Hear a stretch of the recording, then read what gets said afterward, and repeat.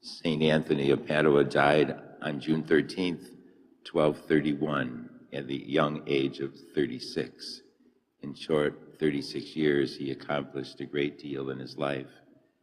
As a young boy, he was educated by the Augustinians, and eventually moved on to Coimbra, where he joined the Augustinians. He was very learned in Scripture. He was a very profound speaker. He was born in Lisbon, Portugal. But what had happened to Anthony was that one day, there were 5 martyrs that were killed in Morocco, Spain, for the church. And their bodies were being brought back to Italy. And he was so moved by that's when he decided to join the Franciscans, and he wanted to become a missionary in Morocco.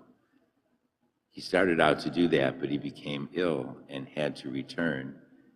And on his way back to Lisbon, there was a great storm, and the ship was in trouble, and they landed in Sicily, which led him to go on to Italy, where he met up with St. Francis of Assisi. They were good friends. In fact, eventually Francis of Assisi called Anthony his bishop. He had such respect for him.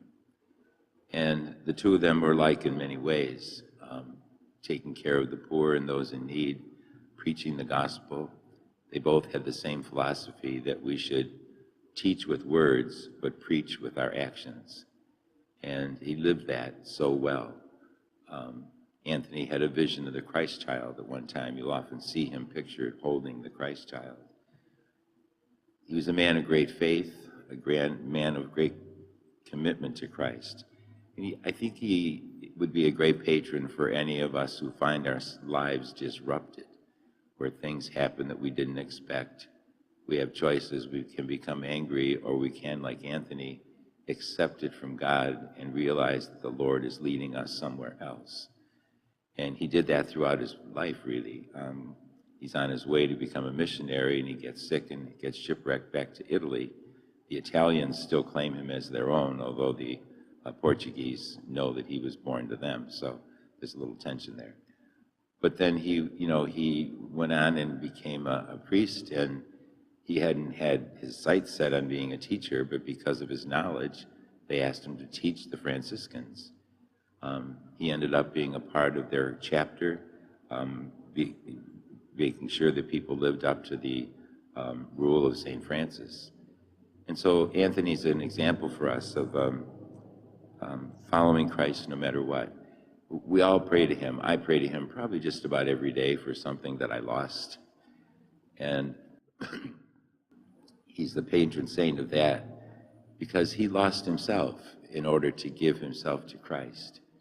And when we lose something, we're all upset because we can't find it, and we're frantically looking. But when we stop and pray to St. Anthony, he helps us to focus.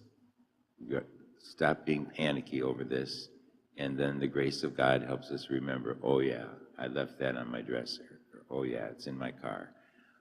He helps us to refocus. Prayer does that. It brings us back to Christ. So for St. Anthony of Padua, he certainly is a man who, in just 36 years of his life, became a real instrument in the hands of Christ for teaching his words. I have a special devotion to St. Anthony because I was born on his feast day, 71 years ago today. And I give thanks to God for that gift of life. I think about my poor mother, what she was going through that day. She was only 20 years old, having her first child. And I was 9 pounds and 15 ounces. So she didn't have an easy time.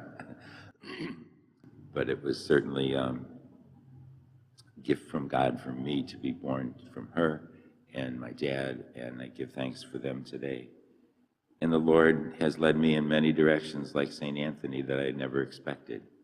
I found myself doing youth ministry when I thought I could never do that, but I was sort of pushed into it by the God. And I never thought I'd be a pastor, and I've been one 3 times already. So there's just so many examples in Anthony's life that I found in my own to be true. So like with all the saints, we imitate their love for Christ, we imitate their commitment to the church, we imitate their virtues. St. Anthony says that we all learn to speak in different languages. And he says those different languages are patience, charity, kindness, love for others. That's the language we need to speak. So we take those virtues of Anthony and try to put them into our own lives today and every day. Let us stand and offer our prayers and petitions.